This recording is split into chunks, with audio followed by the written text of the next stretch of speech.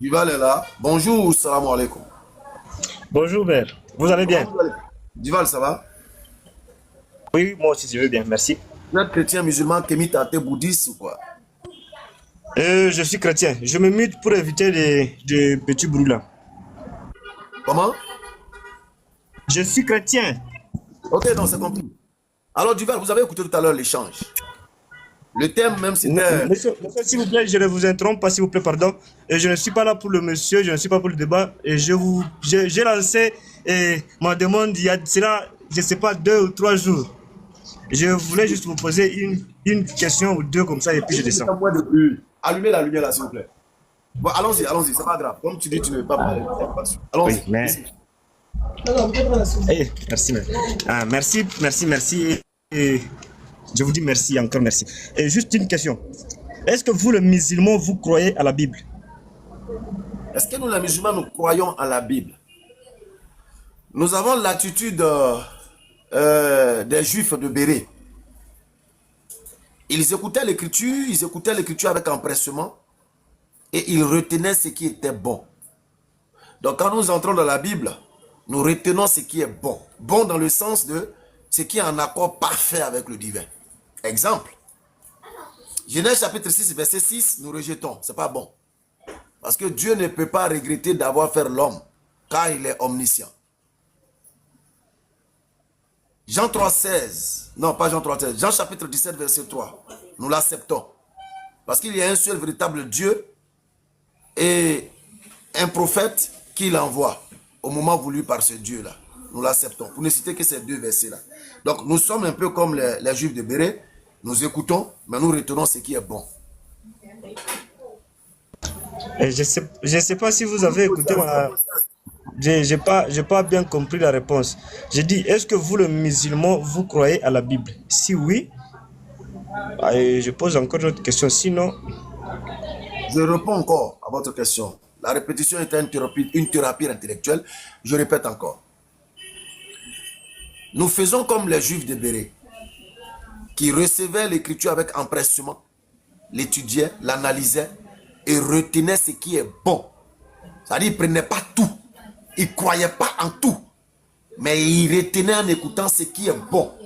Exemple, Genèse chapitre 6, verset 6, c'est pas bon. Jean chapitre 17, verset 3, c'est bon. Est-ce que j'ai répondu? pas tellement. Alors, qui juge qui est bon et qui est mauvais, et ce qui est bon et ce qui est mauvais dans la Bible? C'est pourquoi je vous ai posé la question. Et Bon, je sais pas si c'est pas moi. Parce que je Monsieur, réponds, mais je vous ne sais pas comprenez si c'est pas. moi Je qui réponds, mais vous ne comprends comprenez mal, ou bien c'est vous qui expliquez mal. D'accord, je réponds, mais vous ne comprenez pas. Alors, je vais lire un texte et puis je vais vous interroger. Genèse chapitre 6, le verset 6. Nous lisons. L'Éternel se repentit d'avoir fait l'homme sur la terre. Et il fut affligé en son cœur. Et l'Éternel dit, j'exterminerai de la face de la terre, verset 7, l'homme que j'ai créé depuis l'homme jusqu'au bétail, aux reptiles et aux oiseaux du ciel. Car je me repens de les avoir faits. Je veux comprendre. Pourquoi est-ce que Dieu se repent d'avoir fait les hommes sur la terre? Pourquoi il se repent?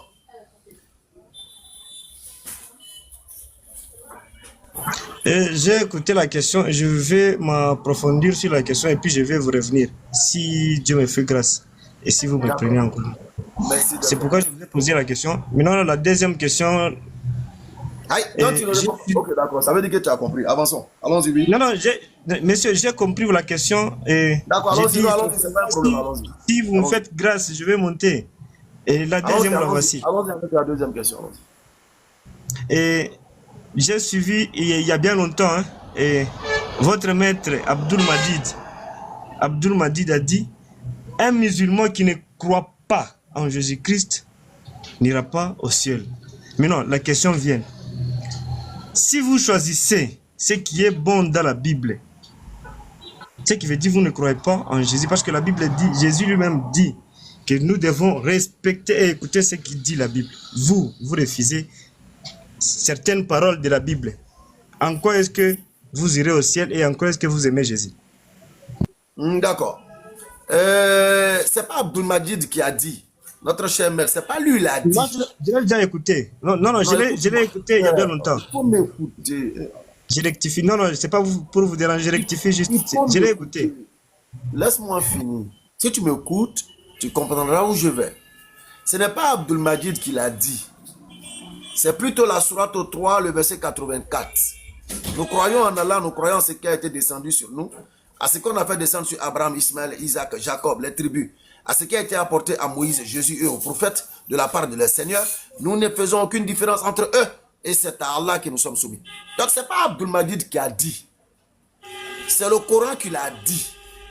Abdul Majid n'a fait que répéter ce que le verset coranique a dit. À savoir que nous croyons en tous les prophètes, nous ne faisons pas de distinction entre eux, et c'est à Allah que nous sommes soumis. Donc le musulman qui ne croit pas en Moïse, qui rejette Moïse, qui rejette Jésus, qui rejette tant, et qui choisit parmi les prophètes, ce gars-là n'est pas digne d'être musulman. Et si tu n'es pas digne d'être musulman, l'accès du paradis t'est fermé, t'est refusé. Si l'accès du paradis t'est refusé, ta meilleure destination sera où? C'est l'enfer. Voilà ce qu'il voulait te faire comprendre. Alors, vous parlez de l'enseignement de Jésus. Quand vous prenez la Bible avec son histoire, vous comprendrez que tout ce qui est dans la Bible n'est pas forcément rose et venant de Jésus. Ça, il faut le comprendre. Parce que la Bible a une histoire. C'est pourquoi on pourra te parler d'apocryphes. On pourra te parler de conciles et autres où on a traité sur les Écritures. On a travaillé sur les Écritures. Donc, quand tu vois déjà une œuvre où l'être humain a apporté sa part, quand tu y accèdes, il faut accéder avec retenue, avec méfiance et prudence. Parce que l'apport de l'homme peut induire en erreur. C'est pourquoi Genèse chapitre 6, verset 6 à 7 est une erreur. Dieu ne peut pas se repentir d'avoir fait l'homme sur la terre. Quel que soit le sens qu'ils vont donner à la repentance ici, ça ne peut pas tenir. Ça ne peut pas prendre. Parce que Dieu ne peut pas se repentir d'avoir fait l'homme sur la terre. Car il est omniscient. Omniscient dans le fait qu'il rappelle dans le livre de Jérémie chapitre 1 verset 1er, avant que tu ne fusses dans le sein de ta mère, je te connaissais. Donc il sait tout de Jérémie avant que Jérémie soit. Il sait tout de Jérémie avant que Jérémie exista. Donc cette entité ne peut pas venir s'arrêter pour dire qu'il regrette d'avoir fait l'homme sur la terre. Qu'est-ce qu'il regrette? Ne savait-il pas par anticipation ce qu'Adam et Ève devaient faire? Il doit le savoir s'il est un véritable Dieu. Donc on rejette ça. Quand vous prenez par exemple dans le Nouveau Testament et qu'on rentre dans la soi-disant crucifixion de Jésus, tu comprends aisément à partir de Marc chapitre 12, le verset 6 à descendre, tu vas comprendre que Jésus ne pouvait pas être crucifié sur la croix. Parce que l'action posée par les vignerons était une action qui déplaisait au Créateur. Et c'est pourquoi le Créateur devait le Créateur devait punir les vignerons qui auraient porté atteinte au Fils, le dernier, qui leur a envoyé pour venir prendre sa part. Parce que l'action de tuer le Fils est abominable devant Dieu. Mais comment comprendre que cet acte abominable, décrié et condamné par Dieu dans le livre de Marc, puisse devenir par ricochet un acte salvateur ou salvatrice, un acte salvateur pour les chrétiens? C'est pas possible. C'est pas possible, frère. Dieu te dit dans Marc que ce qu'ils ont fait là, il va détruire ceux qui ont fait ça au Fils. Mais si c'était un bien, à quoi bon détruire les vignerons? Puisque les vignerons auraient tout simplement réalisé le dessein établi par Dieu pour le Fils, pour sauver l'humanité. Donc il n'a pas détruit les vignerons. Il est détruit pourquoi? Parce que l'acte qu'ils ont posé sur le dernier serviteur qui est le Fils, en le tuant soi-disant dans la parabole des vignerons, est un acte abominable. Car le Fils n'a fait que poser l'action que les prophètes ont posée, à savoir venir annoncer la parole de Dieu, racheter ceux qui suivront, les sauver de la géhenne et des grippes du Satan. C'est tout. Voilà ce que le Fils est venu faire. Donc, comment on peut venir nous dire après que oui, ce Fils-là est mort sur la croix, son sang a coulé pour nous sauver? Oh, ça ne peut pas tenir. Jean chapitre 8 à partir du verset 40 va t'établir maintenant le fondement que cet acte-là ne pouvait pas plaire à Dieu. C'est pourquoi Jésus lui-même va rappeler que cet acte est l'œuvre accomplie par les fils de Satan qui veulent réaliser le désir de leur père Satan. Quel était ce désir? Tuer Jésus, l'humilier, le blasphémer, démontrer à la face de tout Israël que Jésus était faux, que Jésus n'était pas vrai. Donc eux, ils ont réussi à l'humilier et à le tuer. Mais Dieu ne pouvait pas accepter ça. C'est pourquoi il a dit, il traite ça lui-même d'œuvre de Satan. Donc voilà des vérités, voilà des vérités sorties de Jésus dans Jean chapitre 8. À savoir, si vous me tuez là, vous allez donner l'autorité à Satan et c'est Satan qui aura raison sur Dieu. C'est pourquoi la sourate 4, verset 157 à 158, va nous rappeler, ils ne l'ont ni tué ni crucifié. Ce n'était qu'un faux semblant. Parce qu'Allah dit toujours dans le Coran, il dit, quand les mécréants viennent avec une ruse, ils oublient que le cerveau ou la mémoire qui planifie la ruse est une créature de Dieu. Ils oublient que le cerveau qui est en train de planifier la ruse là est une créature de Dieu. Donc, du moment où ce cerveau planificateur de la ruse malsaine est une créature de Dieu, ça veut dire que Dieu lui-même, il sait la ruse de se ruser avant même qu'il n'établisse sa ruse. Alors Dieu va ruser dans la ruse du rusé en retournant sa ruse contre lui-même. Ils ne l'ont ni tué, ni crucifié. Ce n'était qu'un faux semblant. Et le faux semblant vient tomber dans la ruse du rusé pour le confondre, pour l'amener à s'enfoncer dans sa mécréance de par déjà sa mauvaise intention de vouloir tuer le Christ. Donc quand on lit la Bible comme ça et puis on voit ces éléments-là, on dit, ah ouais, Jésus ne pouvait pas être crucifié. En vertu de tous ces éléments-là, Dieu ne pouvait pas l'admettre. Bon, je ne sais pas si j'ai trop pédalé vite le vélo. Je ne sais pas si je suis allé à grande vitesse. Est-ce que Dieu a compris quelque chose dans tout ce que j'ai dit? Oui, j'ai écouté ce que vous avez dit. Et voici la troisième de mes questions. Vous dites que Jésus n'est pas Dieu. Est-ce que... C'est pas moi qui l'ai dit, hein? Non, s'il vous plaît. C'est Jésus lui-même. C'est Jésus lui-même qui a dit. Il ne faut pas dire vous dites. C'est lui-même qui a dit, c'est pas moi. C'est vous que j'entends souvent. Je vous suis dans vos lives. Attends. Quand tu nous entends souvent là-haut, s'il vous plaît. est-ce que tu nous entends avec versets bibliques ou bien tu nous entends imaginer? Je viens. Je vous entends et puis vous lisez quelques versets bibliques. Alors, mais non, non, c'est pas nous on a dit, s'il vous c'est plaît. la Bible elle-même. S'il vous plaît, est-ce que vous pouvez me lire, si possible, Jean 10, 33? Je lis. J'ouvre Bible et... Bonjour. Jean chapitre 10, le verset 33, vous avez dit. J'y suis. Les Juifs lui disent, ce n'est point pour une bonne œuvre que nous te lapidons, mais pour un blasphème. Parce que toi, qui es un homme, tu te fais Dieu. Fin de citation. Bon, voici la question. Quand est-ce que Jésus s'est fait Dieu pour que les Juifs cherchent à les lapider? D'accord. Allahu Akbar Kabir. Vous savez, la seule chose que vous devez faire en lisant la Bible, c'est de vous débarrasser. Débarrassez-vous d'abord de toute émotion, de toute passion. Et disposez-vous. C'est pourquoi je vais vous poser des questions pour juste comprendre. Disposez-vous comme dans le livre de Somme chapitre 32 à partir du verset 8. Laissez-vous instruire par l'intelligence naturelle qu'il y a en vous. Et cette intelligence naturelle vous permettra de faire corps avec le test. Vous avez pris Jean chapitre 10, le verset 33. Vous dites, à quel moment Jésus s'est fait Dieu? Pourtant, le verset 33 même t'établit la raison. Le verset qui suit t'établit la raison. Le test même te démontre, dans le test, qu'il y a de la manigance et de la mauvaise foi de ceux qui prononcent cette parole. Jésus lui-même va ressortir cette mauvaise foi de ceux qui prononcent la parole. Nous allons lire le test. Jean chapitre 10, le verset 33. Les Juifs lui répondirent, ce n'est point pour une bonne œuvre que nous te lapidons, mais pour un blasphème. Parce que toi, tu es un homme, tu te fais Dieu. Verset 34. Il te suffisait seulement de cligner de l'œil, de baisser la paupière pour voir le verset 34. Le verset 34 nous dit, Jésus leur répondit, n'est-il pas écrit dans votre loi? J'ai dit, vous êtes des dieux. Voilà. Donc, quand les Juifs disent, toi un homme, tu te fais Dieu, Jésus va leur retourner encore la ruse du rusé dans leur propre ruse. Il leur retourne leur ruse dans leur propre ruse.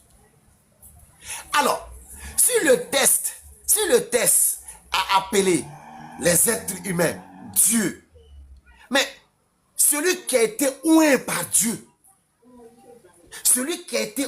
Dieu, supposons même qu'il vienne et dise qu'il est Dieu. Mais est-ce que selon la loi, est-ce qu'il n'est pas Dieu? Puisque la loi dit que nous sommes des dieux. Mais heureusement que ce n'est pas ce que Jésus a dit. Regarde ce que Jésus lui-même va dire. Il va leur démontrer que lui n'a jamais dit ça. La suite, nous continuons. N'est-il pas dit, j'ai dit vous êtes des dieux? Si elle a appelé Dieu ceux à qui la parole de Dieu a été adressée, et si l'écriture ne peut être anéantie, celui que le Père a sanctifié et envoyé dans le monde, vous lui dites, tu blasphèmes, et cela parce que j'ai dit, je suis le Fils de Dieu. En d'autres termes, je suis le serviteur de Dieu. En d'autres termes, je suis faiseur de la volonté de Dieu. Car, Matthieu chapitre 12, mes frères sont ceux qui font quoi? La volonté de Dieu. Donc, faire la volonté de Dieu, faire de toi fils de Dieu. Non dans le sens étymologique, mais dans le sens spirituel du terme. Alors, mais comment vous faites même? Comment vous faites? Regarde comment le texte, il est limpide. Le texte, il est limpide à la compréhension saine. Le texte est limpide pour une intelligence saine, frère Dual. Les gens disent, toi tu es un homme, tu te fais Dieu. Pourquoi? Il dit, mais attendez les gars, soyons un peu sérieux les gars. Soyons sérieux, ce que vous dites là, ça ne tient pas. Est-ce que l'écriture même ne dit pas que vous êtes des dieux? Est-ce que moi je vous ai lapidé pour ça? Si l'écriture dit que vous-même vous êtes des dieux, c'est-à-dire vous des hommes simples, vous êtes des dieux. Maintenant, moi, Dieu m'a sanctifié, il m'a choisi. Même si je viens dire que je suis Dieu là même, où est le problème? Du moment où vous savez que celui qui a été sanctifié est oint par Dieu, sa main devient la main de Dieu, sa bouche devient la bouche de Dieu, il ordonne ce que Dieu ordonne et il interdit ce que Dieu interdit. Où est le problème? Si je dis que je suis Dieu là, où est le problème? Mais d'ailleurs même, est-ce que j'ai dit que je suis Dieu? J'ai tout simplement dit, je suis le Fils de Dieu. Alors, Dial, je vais te poser cette question. Est-ce que selon ce verset, Jésus a-t-il dit il est Dieu ou bien il est Fils de Dieu? Jésus n'a rien dit. Hein. Ce sont les Juifs qui ont compris qu'il se fait Dieu, qu'il se faisait Dieu. C'est pourquoi ils l'ont posé la question et c'est pourquoi ils voulaient les lapider. Est-ce que Jésus s'est une fois fait Dieu? Jésus ne pouvait pas se faire Dieu. C'est Dieu qui s'est fait. C'est Dieu qui s'est fait. C'est pourquoi la Bible dit... Donne-moi le texte qui dit que c'est Dieu qui s'est fait. Donne-moi le texte. Je vous donne on va l'étudier ensemble. Je vous donne le verset qui dit que la parole s'est faite chair. Allons-y. On va l'étudier ensemble. Jean chapitre 1. Avant d'aller là-bas, je vous donne un peu le Jean 8, 56. Aussi là-bas. Tout ce que vous voulez. Jésus dit à Abraham, là, il s'est réjoui de ce qui verrait son jour. Abraham l'a vu et il s'est réjoui. Quand est-ce qu'Abraham a vu Jésus et il s'est réjoui? D'accord.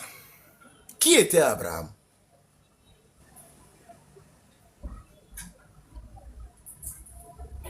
Qui était Abraham? Silence radio, fréquence brouillée. Est-ce qu'il y a des techniciens pour établir le réseau de Dial, s'il vous plaît? Silence radio, fréquence brouillée. Est-ce qu'il y a des techniciens pour établir le réseau de Dial? Dial, qui était Abraham? Abraham, c'était un prophète. Non, le silence radio, c'est à moi. Allons doucement. Qui était Abraham? Bon, Abraham, je sais qu'il c'était un prophète. Au-delà d'être prophète, qui était Abraham? J'ai pas compris la question parce que moi je sais qu'Abraham était un prophète. Au-delà d'être prophète. Non, là je sais pas. Là je sais pas. Abraham était l'ami intime de Dieu. Tu sais ce qu'il veut dire intime?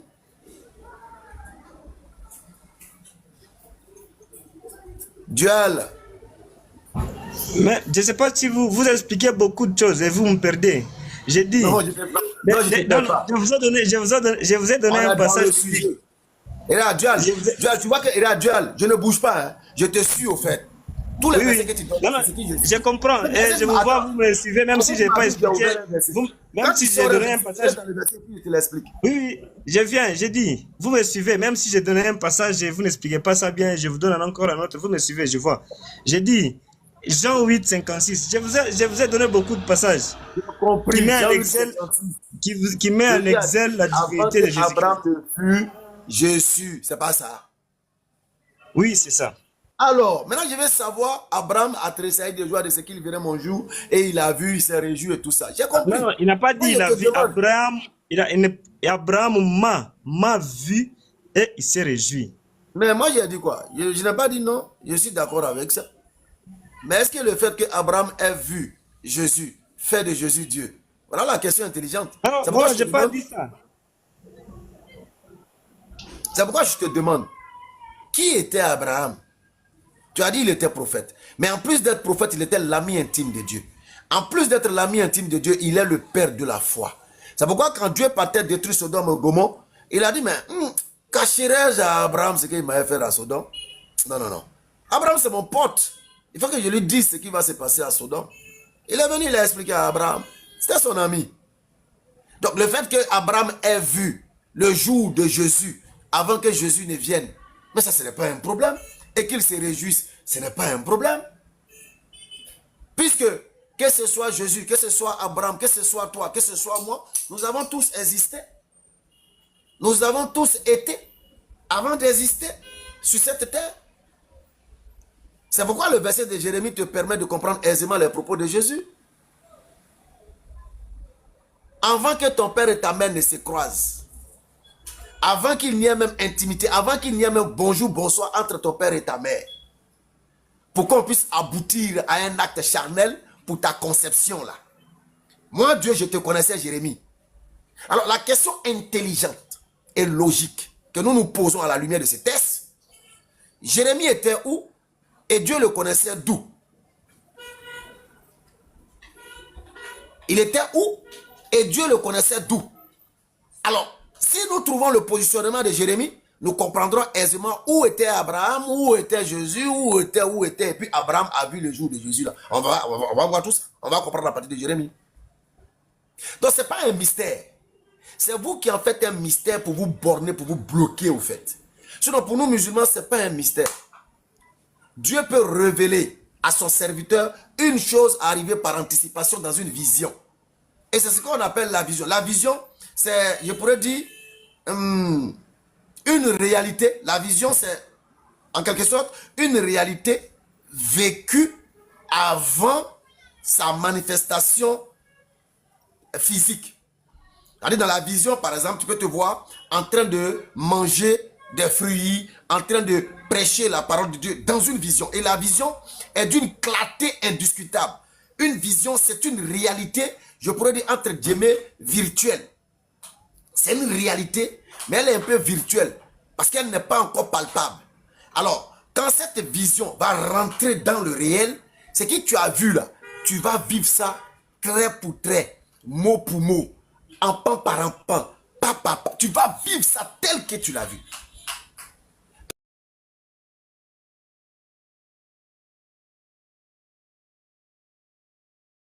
Ils ont vu des jours, ils ont vu des actions à venir, mais cela n'a pas fait de ce qu'ils ont vu ou de ceux qui étaient dans la vision des entités supérieures. Non. Donc quand Jésus dit Abraham a vu mon jour, il s'est réjoui, etc., c'est normal. Quand il dit qu'avant qu'Abraham ne fût, je suis, c'est normal. C'est normal. Moi, je vais te dire même, avant que Adam ne fût, moi béni je suis, mais je suis comment? Je suis tel que Jérémie l'était. Toi, Dieu aussi, tu es tel que Jérémie l'était. Dieu connaissait Jérémie avant même que il y ait deux hommes qui vont dire, chérie, mademoiselle, s'il vous plaît, je vous aime. Et puis elle va dire, moi aussi, je vous aime. Et puis ils vont aller légaliser par le mariage. Et puis ils vont rentrer dans l'acte charnel. Et puis il aura grossesse. Et puis il aura enfantement. Dieu dit, avant tout ça là même là. Hé, petit, je te connaissais.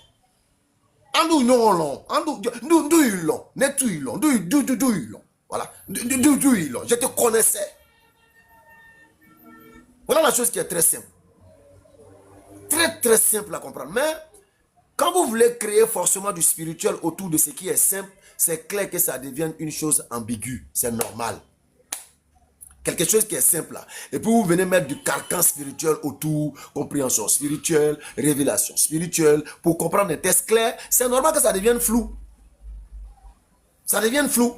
Parce que l'élément qui va te permettre de comprendre le texte clair là est noyé dans un élément dit spirituel. Donc, le Al-Furqan ne peut plus bouger. Il est bloqué par un élément dit spirituel. Même si la chose est ambiguë, lui ne peut plus bouger. Parce qu'on dit tu te limites là où le spirituel descend. Même si c'est ambigu, c'est noir, on te dit c'est blanc, il faut dire Amen. Donc frère, le texte de Jean chapitre 10, 33 que tu as pris, c'est un texte qui est clair. Jésus n'a jamais dit qu'il était Dieu. Sinon, montre-moi le texte. Parce que le texte que tu as pris me démontre clairement que Jésus n'a jamais dit qu'il est Dieu. Jésus ne s'est jamais fait Dieu.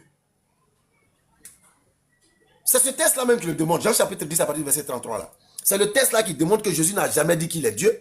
Jésus ne s'est jamais fait Dieu. Dans le sens de vous, votre compréhension comme pour ces pharisiens païens là, qui vont venir dire à Jésus, toi un homme, tu t'es fait Dieu. Dans le sens que Jésus se présente comme étant le Dieu même sur la terre. Mais c'est faux, il dit, c'est pas ce que moi j'ai dit. Pourquoi vous mentez sur moi? Jésus dit, mais pourquoi vous mentez sur moi? Est-ce que c'est ce que j'ai dit? J'ai dit, je suis le fils de Dieu. Et vous connaissez tous ici le sens de fils de Dieu?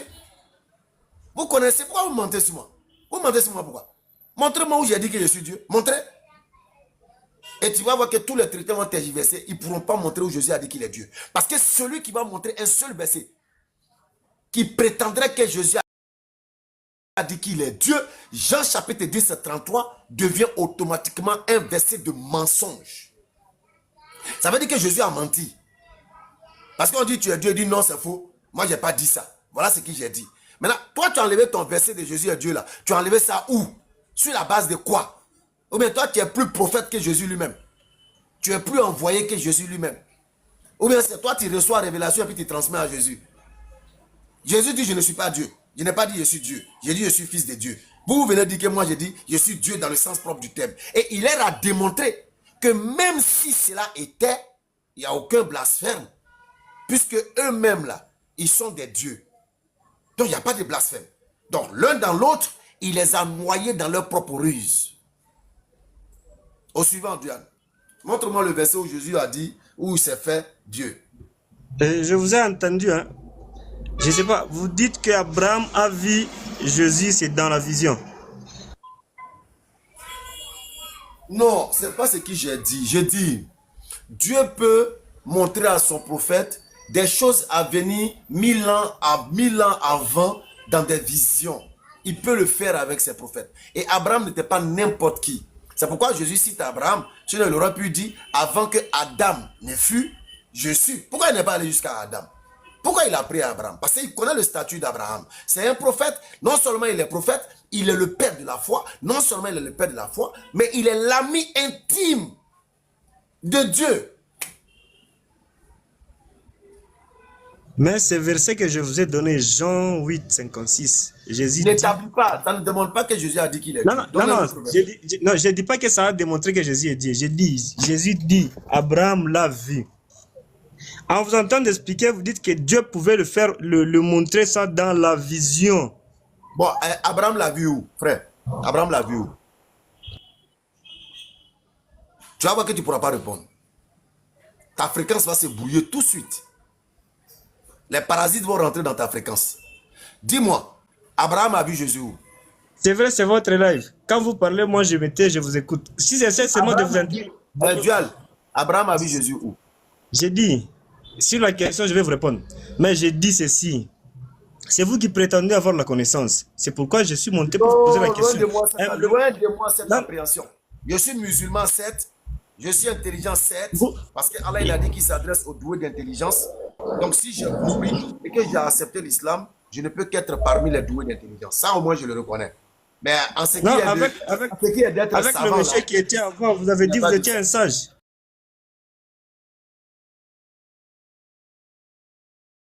avec le Non, non, non. monsieur qui Je était, avant dis, qu'il descende, le monsieur qui était là, le pharaon de l'ignorance, il lui a dit,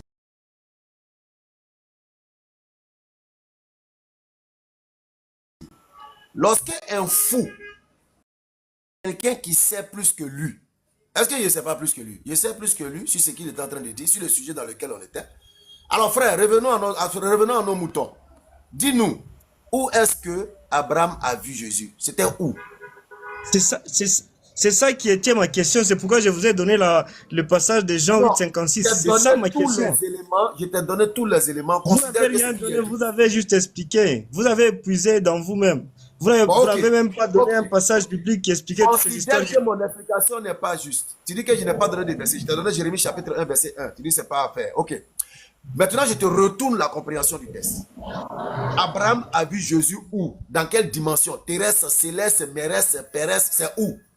Vas-y. Il y a un passage de la Bible qui dit Dieu apparut à Abraham et lui dit, c'est écrit. Je peux les chercher, vous les trouver, je vais vous les donner, il n'y a pas de problème. Je dis Abraham a vu Jésus où? C'est ça la question, parce que Jésus a dit Abraham l'a vu, il s'est réjoui.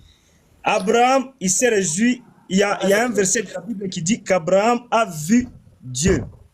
Il y a un verset de la Bible qui dit. Il n'y a aucun verset de la Bible qui dit que Abraham a vu Dieu dans le sens propre du terme. Ça n'existe pas. De la Genèse à l'Apocalypse, c'est un défi pour tous les chrétiens. Ça n'existe pas. Ou Abraham a vu Dieu dans le sens propre du terme. Ça n'existe pas. Dans le sens propre du terme, ça veut dire quoi? Parce que, non, monsieur, s'il vous plaît, donc ce passage-là de Jean 8,56, c'est un faux passage. Non. Jusque-là, je n'ai pas dit c'est un faux passage. C'est pourquoi je vous pose la question. J'ai commencé mon explication par ceci. Qui était Abraham? Prophète, père de la foi et ami intime de Dieu. Et je t'ai dit que Dieu peut montrer des choses à ses prophètes, tout ça par anticipation dans ce qu'on appelle des visions. Et la vision est une réalité dans une certaine dimension avant son vécu. C'est ça une vision. Quand on dit j'ai eu une vision, c'est quelque chose qui est clair et net. Clair sans tache. Donc quand Jésus dit Abraham a vu mon jour et il s'est réjoui, ça peut être dans une vision. Ou je te donne la dimension de Jérémie. Jérémie chapitre 1 à partir du verset 1er. Dieu dit que avant qu'un homme et une femme se croisent pour être appelé papa ou maman de Jérémie, là, lui connaissait Jérémie. Alors la question intelligente c'est de savoir, Dieu connaissait Jérémie où? Si tu trouves l'endroit où Dieu connaissait Jérémie, tu trouveras également l'endroit où Abraham était, et puis il a vu le jour de Jésus, et puis il s'est réjoui, il était content. Voilà ce que j'ai essayé, je t'ai donné des éléments. Maintenant, si malgré pour te demander où est-ce que Abraham a vu le jour de Jésus? Où? Donne-moi le passage biblique.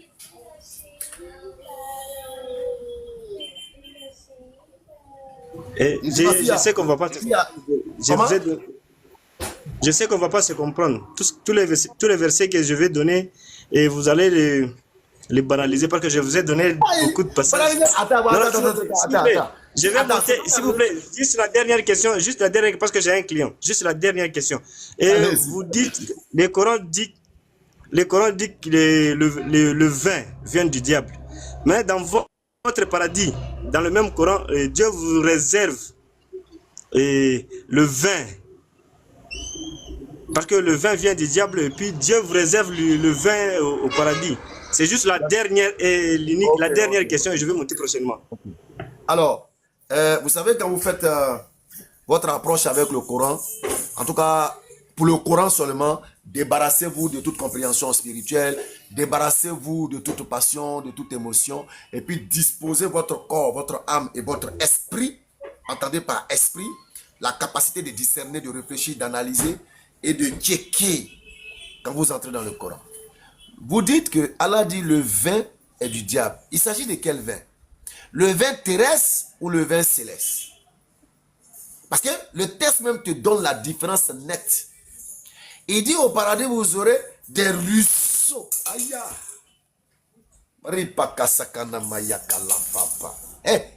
C'est pas vert. Allah n'a pas dit vous aurez un verre. Il dit vous aurez des ruisseaux. C'est-à-dire, si on veut prendre ça dans le jargon ivoirien, on aura des badjis, c'est-à-dire des badjis de vigno. C'est-à-dire ce sont badjis. Tu ne mets pas verre dedans, hein. Tu plonges dedans.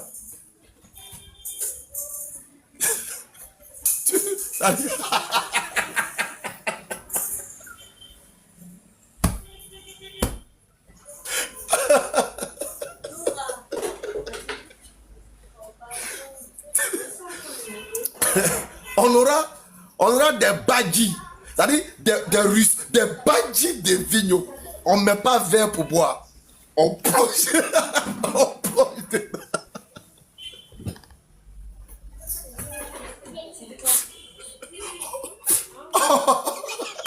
Il a craqué. Nous là, on fait quoi gobelet? Tu apprends gobelet, tu apprends verre. Dimension de gobelet là, ça t'a envoyé là quoi. On plonge dedans. On plonge dedans. Anyan gelalo le kan galo. C'est-à-dire anyan gelalo les mêmes. C'est-à-dire là quand tu sors là, quand tu sors comme ça de ce ruisseau là, c'est tout ton être même qui est vignolisé. C'est-à-dire tout ton être est vignolisé. Tu n'as pas besoin d'un verre gobelet bizarre vous utilisez. Plonge dedans. Puis quand on sort là, tout mon être est vignolisé. Mais il s'agit de quel vin? Allah il nous donne les éléments constitués à ce vin. Il dit ce vin ne fait pas perdre le sens. Ça veut dire que ce n'est pas une boisson alcoolique. Ce n'est pas un vin alcoolisé. Que vous buvez sur terre ici. Et puis vous pissez dessus dans vos maquilles. Là. Quand vous buvez, vous pissez dessus. Vous partez, vous arrêtez devant même. Ça arrive même, tu arrêtes devant ta porte et puis tu enlèves ta braquette et puis tu fais sortir ça comme ça. Non, c'est pas ce vin-là. C'est pas ce vin-là, quand vous buvez, vous partez tomber dans le caniveau. Et puis quand il pleut, l'eau vous prend pour partir et boire la lagune là. C'est pas de ça il s'agit. C'est pas ce vin-là où quand vous buvez, vous êtes sur la route comme ça, la voiture vient et vous colle, on vous accompagne là-bas en enfer là. C'est pas de ça il s'agit. On dit ruisseau. Ruisseau. Badji. Abadji la mal est timina. C'est-à-dire, il l'on est abadji la mal est timina. Tu es direct bon. Il calo. T'es qu'est dedans et puis d'en bas. Quand tu sors là, tu es vignolisé. Le Coran c'est plein d'intelligence. Quand vous prenez les deux vins dont Allah il parle là, il vous parle de ce que vos mains ont fabriqué qui est fermenté et qui vous fait perdre le sens. Et il vous parle d'un vin qui vient du créateur des créateurs, le maître absolu de toute la réalité. Celui-là, son vin là, il dit, ça ne fait pas perdre le sens. C'est-à-dire quand tu plonges dedans et puis tu sors là, ça dit tu es reniquelé, ça ne te fait pas perdre le sens, tu deviens encore plus beau. Qu'Allah nous facilite la bonne compréhension. Est-ce qu'il y a encore un autre bon chrétien? Parce que tout à l'heure je vais arrêter. Alors, on n'oublie pas hein, les gars, on n'oublie pas, il y a un grand rendez-vous ce samedi. Samedi, ça c'est la date à noter dans vos agendas, dans vos portables, dans vos calepins. Ce samedi, il y a un seul endroit à Abidjan et en Côte d'Ivoire ce samedi qui doit être le point d'orientation de tout le monde. Quel est cet endroit? C'est Trècheville, avenue 16, rue 44. Mais il y a quoi là-bas? Il y a une giga dawa. Il y a une giga dawa samedi là. Jeudi, vendredi, samedi de demain là. Il y a une giga dawa à Trècheville. Trècheville doit être le point de convergence de tout le peuple ce samedi là. Il y a une giga dawa là-bas. Avec le maître Abdul Majid accompagné de ses élèves. Ça là, c'est quelque chose, hein? C'est quelque chose, hein? C'est-à-dire, le maître Shaolin, ceinture en compétition, avec derrière, ceinture noire. C'est-à-dire, ceinture noire spirituelle, hein? Ça là, c'est quelque chose. Et puis toi, tu as raté ça, tu as t'asseoir dans le maquis, aller boire bière pour encore, voilà, votre bière sale là, bière de Satan là, tu as allé boire ça pour foutre la merde à ton cerveau. Hé, viens te nourrir spirituellement, c'est ce samedi. Une date, le 27 juillet, 1h, 20h, un seul lieu, Trècheville. Un seul endroit, avenue 16, rue 44. Maintenant, pour ceux qui ne vont pas le truc, il y a un seul numéro. C'est le plus 225. 05 06 808 20. Une fois. 8 encore 20. Deux fois. 05 06 800. Une fois. 800 deux fois. 05 06 800 800. Ce samedi, à partir de 20h, Trècheville va bouger. C'est-à-dire, Trècheville va yoro. Donc tu es un homme de Dieu, tu es pasteur, tu es bishop, tu es bishop, tu es bibi à bishop. C'est rien. Tu viens écouter. Si tu as des questions, tu poses des questions. Tu veux intervenir, tu interviens. Parce que là, le grand maître Shaolin sera sur le podium. Il sera sur le podium. Avec l'éloquence qui sert à son être là, il va distiller l'enseignement. Parce que c'est une machine à savoir. Il va donner. Hé, soyez là. Avec tout le Bataclan. Bam, 1781. Mais vous attendez, bam. Ça veut dire ça va faire bam. En tout cas, tous ceux qui sont dans un coma spirituel, nous allons leur apporter la décharge spirituelle et leur cœur va faire bam. Ils vont se réveiller en sursaut. Ils vont dire, mais j'étais dans quoi? Inch'Allah, c'est ce samedi.